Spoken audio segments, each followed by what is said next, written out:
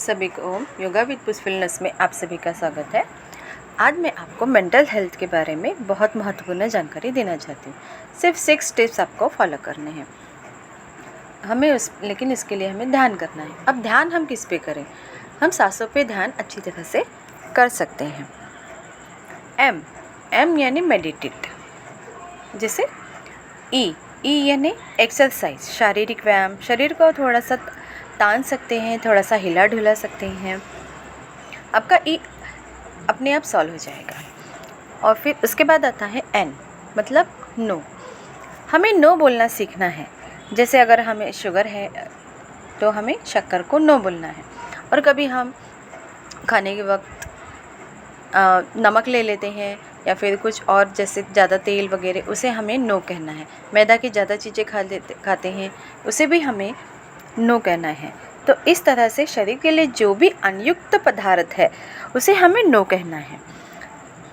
No कहना सीखें। उसके बाद आएगा टी यानी टॉक।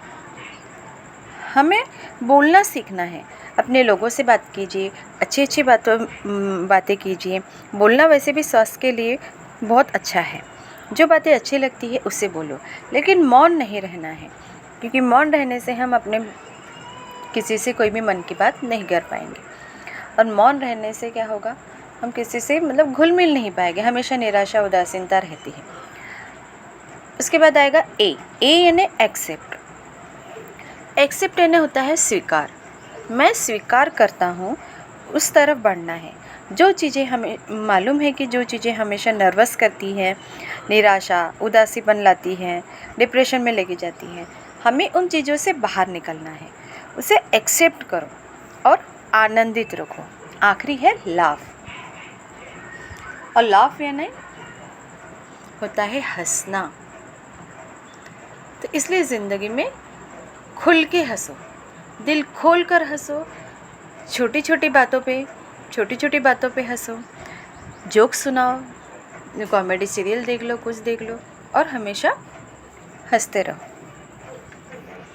हंसना हमारी सेहत के लिए बहुत ज़रूरी है, क्योंकि हंसने से हमारे शरीर की पूरी नसों नाड़ियों में ब्लड सर्कुलेशन बहुत अच्छे से होता है।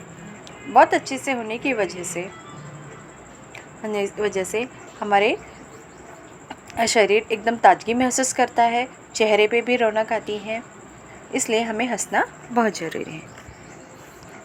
और साथ ही साथ हमें अपनी बॉडी को डिटॉक्स भी करना ज़रूरी है। तो इसलिए हमें ये 6 पॉइंट याद रखना है और जीवन में हमेशा आनंदित रहना है। आशा करती हूँ आप इसी तरह से खुश रहे, स्वस्थ रहे, आनंदित रहे। और लाइक एंड सब्सक्राइब करना ना भूलें। ओम।